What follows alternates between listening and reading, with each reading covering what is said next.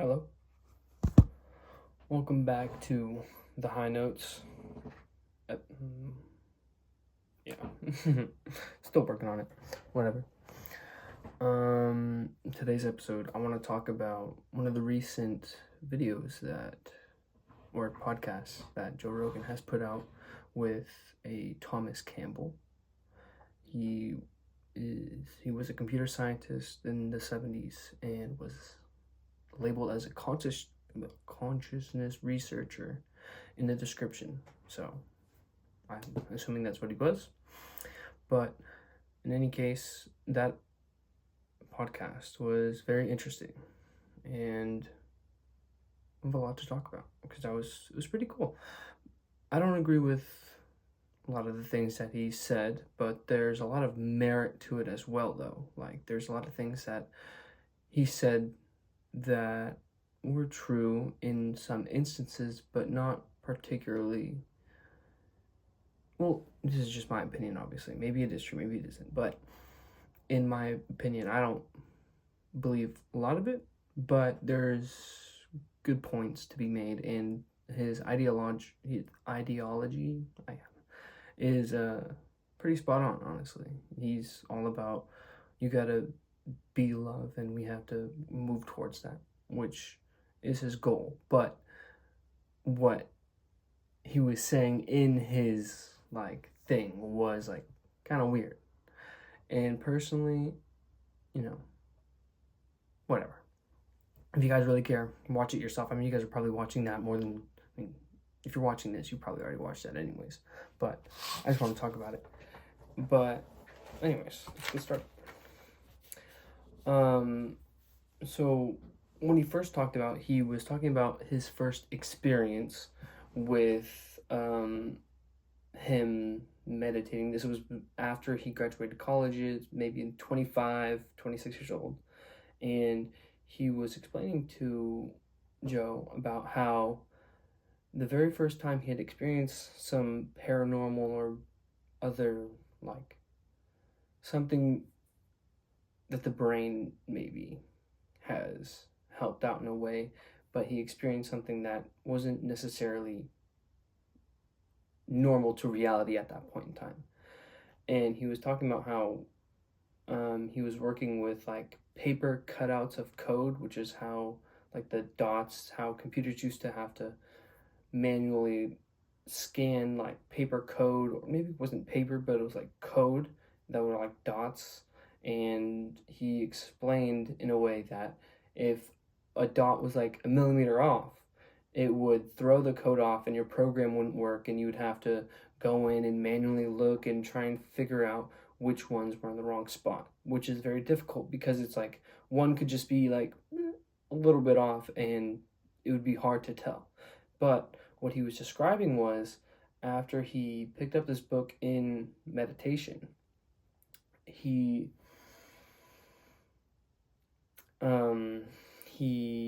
saw his code, when it wouldn't run, he saw his code in his mind, and the dots that weren't correct and were in the wrong spots, he said that he saw them in red, whilst the other dots were in black and white, like you would see a printout, is what he said. And when he would go to review this printout and see where the mistakes were, the ones that were in red in his mind were the mistakes. And that's where he began to first experience paranormal stuff with his mind. And he was like, well, I base my whole life in reality as a physicist. How does this make any sense? And that just started him off on his journey, which, is it maybe he spent so much time with the code that it was so ingrained in him that maybe he could spot it without really realizing it. And his as he looked at the printout before he ran the code, he would already spot it. His brain would recognize, oh, maybe that's a mistake, and maybe he was just more inclined to that type of way of thinking about things and processing it in mind because he's so used to it and he's so acclimated to it. I feel like that's a possibility, of course. And Joe tries to kind of touch on that when he asked if he tried to work on it with any other of the other scientists like code themselves, and he was like, no, I didn't want to do that because I didn't want to mess up the magic, which kind of throws it a bit because it's like, well, shit, maybe it was just his code, and it was only his code that worked because he was constantly scanning it with his mind, and he saw it, and that's what led to it. Because if he didn't work on anything that he wasn't particularly working with, or like that he recognized, it would be a lot more difficult for that to work. But if it did work in that case where he didn't know the code specifically, then it could be more of like oh, maybe there is something to this. I'm not saying there isn't. Of course there is. Like showing up in red, that's pretty crazy that the mind can do that for you. But in any case, he moves on by saying after that he worked there for a little bit, and Bob Monroe, the guy who, I don't know what book he fucking wrote. They said on the podcast, but he talks about how he read this guy's book about meditation, and this guy Bob Monroe came to their lab, or not necessarily came to the lab, but I think he went to this guy's house, spoke with him, see if he was full of shit or not, and pretty much he realized that this guy Bob was trying to figure out what was really behind his own personal experiences with out of body, like what they called back then like astral projection and stuff like that, and he was trying to figure out the science behind it, in which he could fully understand this weird phenomenon that he was experiencing. And it was interesting. And so they go, and Bob goes to their lab, tries to get a couple scientists to come back to his facility and try and research this quote-unquote consciousness.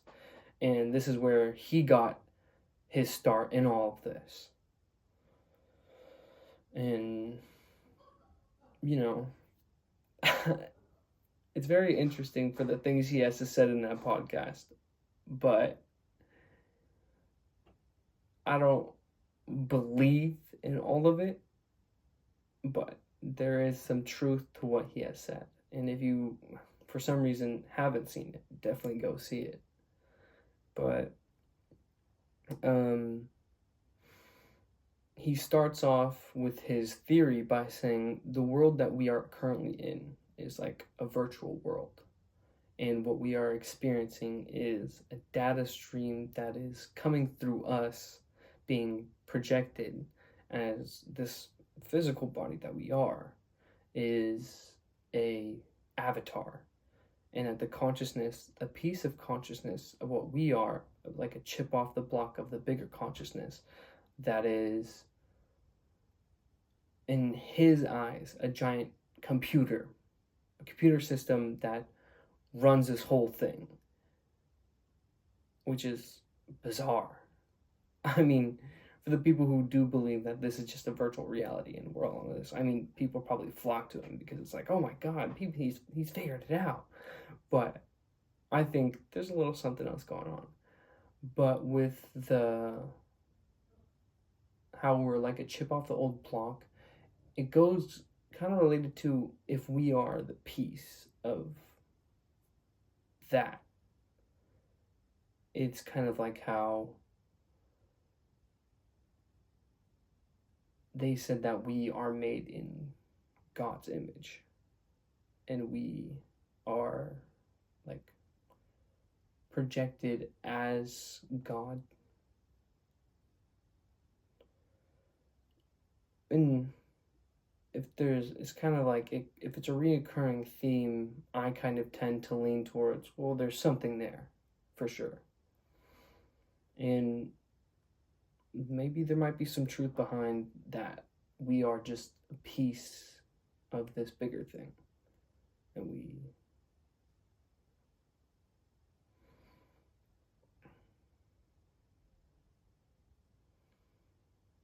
we are just a piece of this bigger thing of consciousness, and that's what he was going on about in the podcast.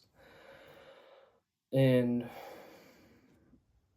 he was describing this God, or he had talked to religious people in, like, I don't know, like, what religions, but he said he went to people of, like, Buddhism, like, Christianity, like, various religions, and people, instead of pushing away that idea, he said people were more accepting of it because in their eyes, he had just kind of described what God really is in their eyes. And I don't know who specifically he talked to, but I feel like when he was talking on that podcast, he probably enraged a lot of fucking religious people. So I don't know what kind of religious people he was talking to, but I mean, I'm not trying to do that, but I think people would probably have different views about what he was saying. And so, yeah. But as he goes on and tries to explain this, Joe would try to get him to kind of go into it a bit because he wanted to understand how he had reached to this point. And Thomas had said that he got into it because of meditation and trying to figure out the consciousness and all of that, and try to bring science and facts and statistics behind it and whatever the fuck to prove this. But in my eyes, I feel like he's trying to map a 4D road that's out in space on a 3D planet, and he's using like the blueprint of where that road is, and he's putting it on a 3D map. If that makes sense, I feel like that's kind of how it felt to me of what his theory is like. Because it's very strange and very complex. But anyways, he said that as we have like a logic side, there's also an intuition side. And people are so imbalanced, is what he said, that people have overdeveloped their logic side and their intellect, that they've completely ignored intuition. And well, I don't know another word to say it, but because it's so underdeveloped in most people, that it just creates this imbalance, and where he said we can't sense this other, we can't sense this other, I fucking can't think of what I was trying to say, but I thought of it,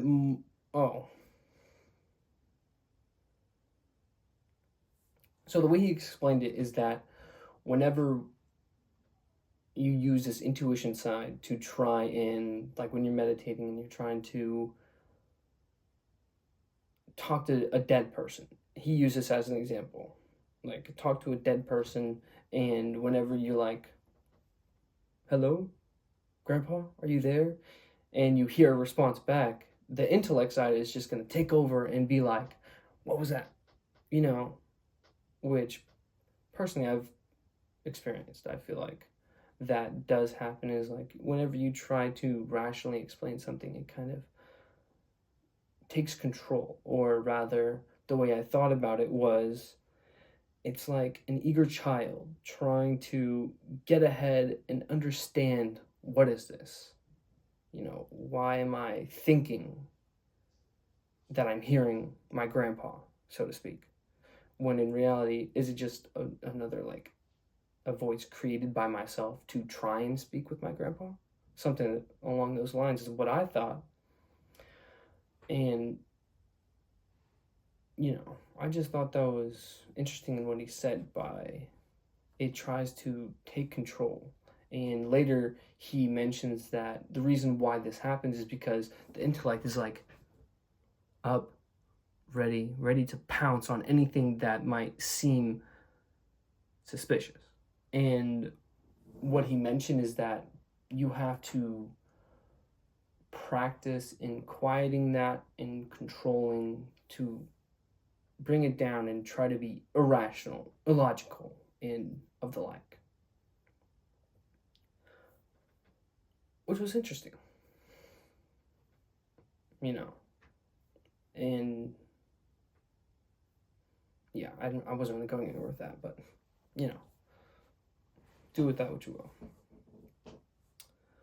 But my personal opinion, the entire time he was talking, it felt like his whole theory was just a computer model. He was trying to base this whole thing as a computer system, a program, and it doesn't help the fact that he was a computer scientist and he's trying to base everything that this world has to offer around something that he knows and something that he can wrap it in a neat little box that he understands because he's a computer scientist. He knows how this program works, which I'm not saying he's wrong for doing that because, it would kind of make sense in a way. But the way he was describing it and just using it, it was just like, yeah, it's a computer. Computer does everything. We're just in this virtual reality and we're just an avatar, and our pieces of consciousness is the player that controls the avatar. And when we die, we go to this, I think you call it a trans-dimensional or whatever the fuck realm of reality that is, of another virtual reality. And he kind of doesn't spiral. No, spiral's the wrong word. But is kind of he was kind of, you make something up to fit something in that proper way. And he says he has a lot of science behind this. He can explain everything and make it all logical. But it seemed like the further you got into that conversation, the more it became illogical in what he was talking about. Because, I'm not a computer scientist, so I'm not going to understand everything of what he said, obviously. But it feels like he was trying to take everything, all the questions of the world. He said it was a world theory and fit it inside this box of his own understanding. And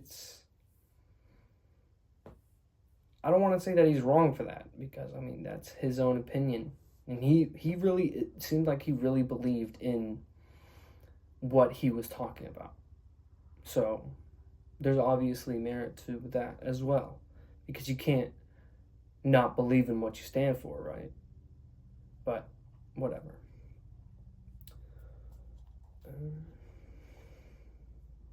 Yeah. But then Joe had asked, why are some people more tuned into their intuition than others, and others that struggle with leaning into their intuition and the sorts? And he, in my opinion, he kind of avoided that. He kind of avoided it and kind of didn't, because he didn't really answer it oh, well, that's because other people are like this. And so he didn't, maybe he just didn't know about that. But he said the reason why he himself was more attuned to his intuition, because when he was talking about it the first time that he had, the very first time he ever meditated after he read a book on how to meditate, he said he was there for what felt like only 10 minutes. But in reality, he was there for an hour and a half. And he was like, time just went by. And he was like, yeah, I feel like I'm more in tune with that kind of thing and intuition and all the sorts, because I was meant for, because he was there for a purpose. And he said his purpose was to spread his word and to spread the message, to allow people to wake up, which is what I credit him for, because he wasn't to push his own ideals, but rather to open up people's minds to the possibility of more beyond this physical world, which is what he said, which was great, because I believe in that. That's what I believe in, his merits and the things that he did have to say, was there was more, and it's to open other people's minds to that possibility, not to push his own ideals, but to open up other people's to that, which is great. I love that. But it was more, he just said, yeah, I'm more in tune to that kind of stuff because I was here for that purpose. And Will's like, what about the people who aren't in tune? Are they just never going to have a purpose? And it's like, that's kind of, I just didn't really like that answer, to be honest. But he moved on, so. Yeah, I wrote down here, it was like, in his own purview, will that equate to your life story and role? Does that mean if you're not intuitive enough, will you not be able to fulfill what you were put on here to do? You know, which kind of, I wouldn't necessarily like that, because people who aren't intuitive just immediately get fucked. I mean, unless you can build that up with an understanding, that'd be great. I feel like I'm very intuitive, so I don't got that problem. Anyways,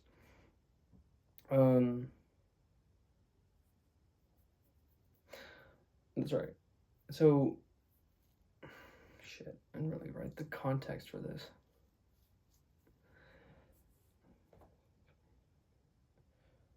So, in my eyes, what he was talking about with this, so when you're born, and then everything you experience from the moment you're born to present day, however old you are, is your experience. But when you're a child, you have that experience that builds you, that creates you, that molds you, and every little thing that happens as you are attentive to your surroundings, and that creates you. And then once you become like 16, 15, you kind of change the way you look at the world, and you want to find your place instead of looking at the place. That doesn't really make any sense. But you change at like 15, I'd say 15. But he says our lives, the experience we have, are like experience packets. And he said, which interested me, because he said, following under, I think it was Buddhism, which was he studied, when you have, under their name is like reincarnation, you live multiple lives and you experience it multiple times until you get it right. And he said he doesn't like the word reincarnation because it's very connected to religion, which I agree with and can respect that. But he did say that under the guise of an experience packet, you live multiple lives. So he was kind of confirming that you have reincarnation, which I have no idea, honestly. But it's interesting to say the least, obviously.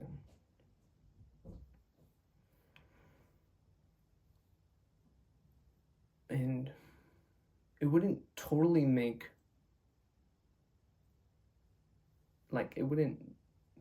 not any sense.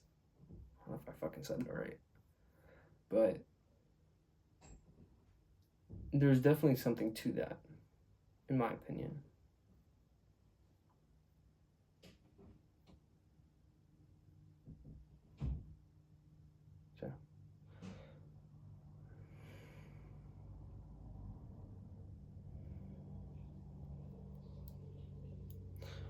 So then he goes into this. So he, I don't know if I gotta cut that off, if you guys can hear that. Fuck.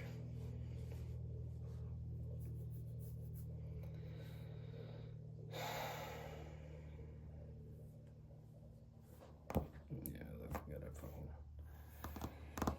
I don't know if you guys can hear that though. Nah, whatever.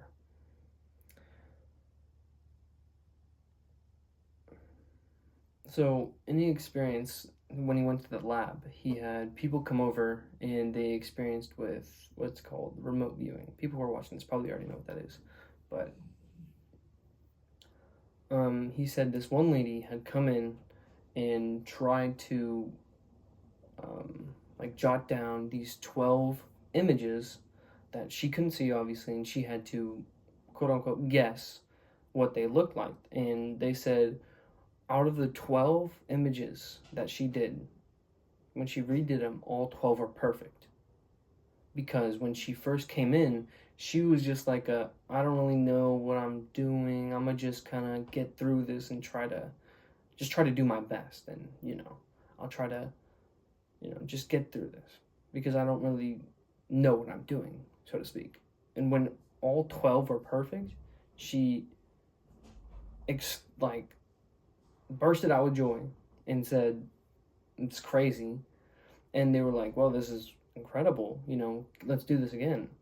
And so I don't know what her mind process was, but Thomas had said that she was like, "Okay, I'm gonna get this now. I'm gonna try now."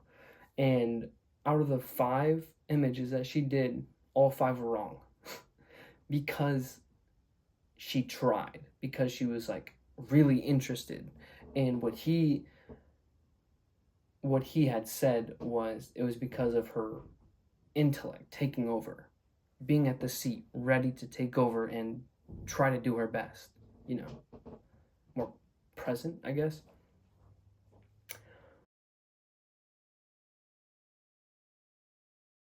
Whatever. But, what was I talking about? Right. So it was the lady doing the. Damn, bro. Why don't I fucking know how to fucking say that word? She was doing the test trial experiment. There we go. That was the word I was looking for. Experiment. She was doing the experiment, and when I brought up she was leaning forward, like it was that kind of like energy there, and back to what he said, it was like her intellect had taken over, and I had mentioned it was kind of like I resonated with that very much because I've had personal experiences of like those. It's like beginner's luck in a way, where someone kind of comes in, doesn't really know what they're doing, their friend's talking a lot of shit, they're like, "Oh, I'm gonna whoop your ass," and they're trying really hard because they're gonna whoop your ass, they want to show like the difference in skill, but you're just like, what? But you're just like, I'm gonna just do my thing. I've never really played this game, I'm gonna go in this with a whatever happens mentality. And I feel like that's where a lot of beginner's luck kind of comes in, because of that attitude of that lady displayed. She wasn't trying, but it was like whatever happens, and she got it.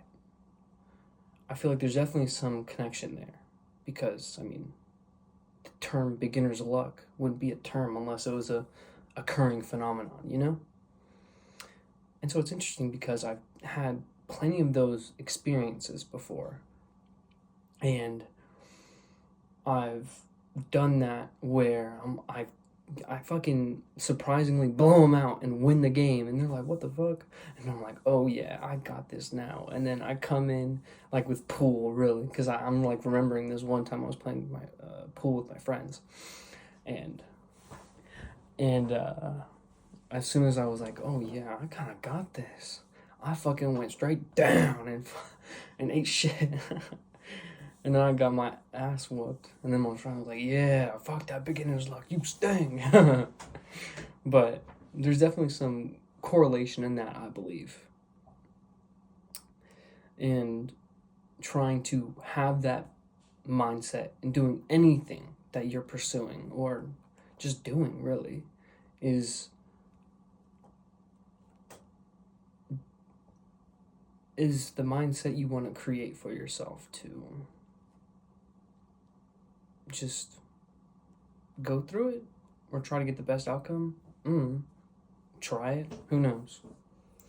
But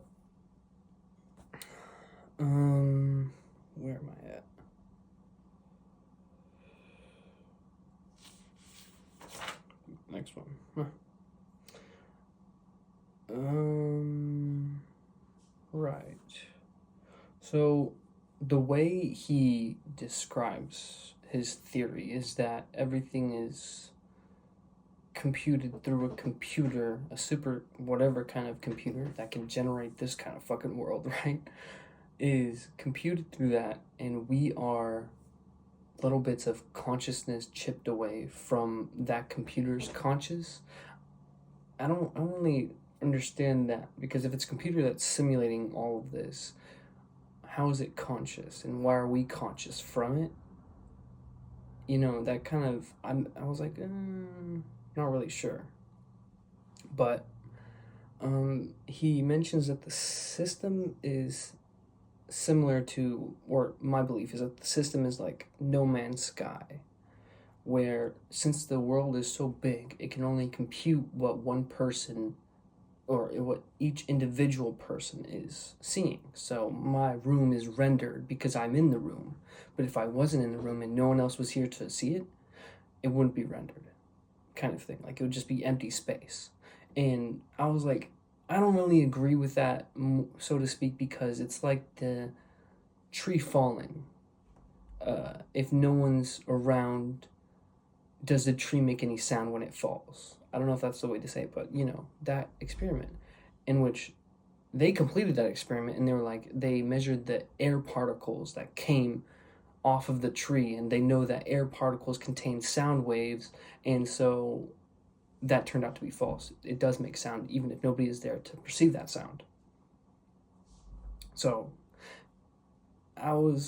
before I even looked that up, I was like hesitant on thinking that, because I was going to say that's a video game, but I mean, in his eyes, this is a video game, so. But I brought that up because he said if you were to receive damage, Joe asked, what if someone smashes a beer over your head and you get brain damage, and now you're slurring your words and you're walking with a limp? And this is where he brings up where it doesn't affect your consciousness, or in my eyes, I feel like replacing his word consciousness with soul, some of the times it's not really accurate, but replacing that, it doesn't affect your soul, but your brain.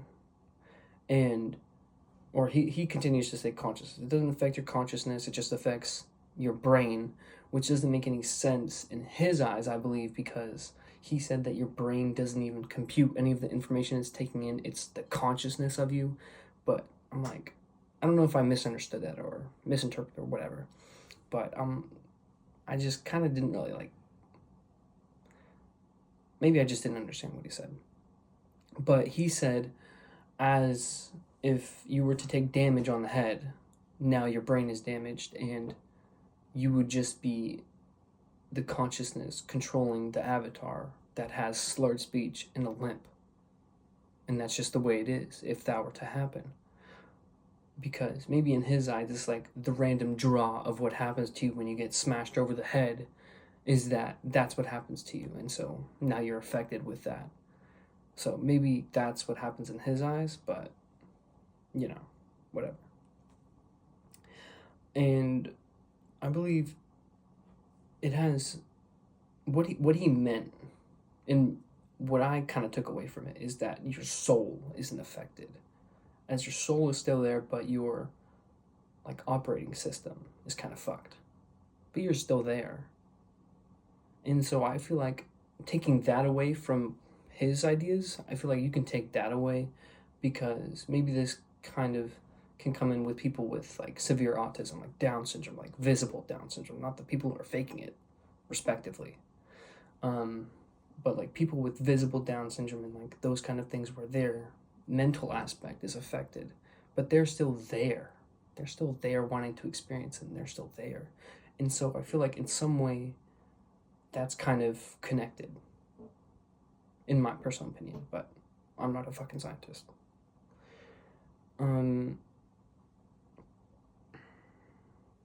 So moving on, it's kind of the last thing is,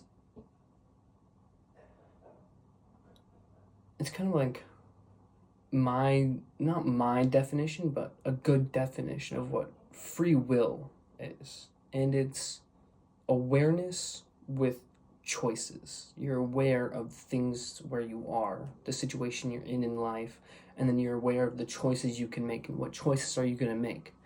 And he kind of brings up, I don't know if it's like in the same conversation, but he brings up people trying to meditate and like be like, should I marry Sal or should I marry Sue? You know, and I don't remember what he said about that, but he's like, you shouldn't really be trying to go through it like that and trying to perfectly pick all the right choices and carefully, meticulously like go for the right direction, because that's impossible. You're never going to go in the right direction. You're always going to make bad choices. And from making those bad choices, you can only do your due diligence in going through and moving forward in life and experience everything. And with those bad choices, and even the good choices, you take the lessons that were learned from it. And you take what happened to you and try to understand, how can I prevent this bad thing from happening to me again? Which is like, that's kind of like something 101. I can't like think of the right word, but it's like, obviously you should always be taking the lessons of life and the lessons of things and trying to do better the next time. And it's not about trying to meticulously craft this perfect path to your destination. It's like you're creating this path. There is no path. You're creating it as you're going through. And so there's going to be mystery objects, mystery routes, ups and downs, everything in this. And, there's definitely, like, take that and you take the lessons and you live your life. And being with that, I feel like a lot of the things that he says are right and true and like a good way to live your life and go about things, because he's all about how it's about love, and we're all trying to move forward and to be love. And it's very close to like Buddhism and all that kind of stuff. I haven't studied any of that, but I mysteriously follow a lot of the practices. It's all about do good, be a great person, respect your man, and all that shit. So it's like, that's just kind of the basics of life that you should always be knowing. And that's, I don't read any books about religion. I'm going to later in my life. Not now, though. I'm 20. I don't want to fucking do that shit. But I think his ideals, or ideology, if that's a better word, is great. It's like, and the way you should live your life is great. But I personally, I don't agree with him with a lot of things, but I can agree with the way you should try to live your life. And so, take with that what you will. This has been The High Notes. If you made it this far, I take that to heart. Thank you very much. Because, watching me fucking blab on. But I might do more of this. This is my first time, like, reviewing, like, a podcast episode. But I think I'm going to do this more. Try to jot down things of, like, podcasts I watch. And try to take notes and put my own opinion and throw them up here. Like, interesting podcasts. Try not to do it of every single podcast of what I see. But, just my personal opinion. And, yeah. Much love. Thank you, guys. Have a good one.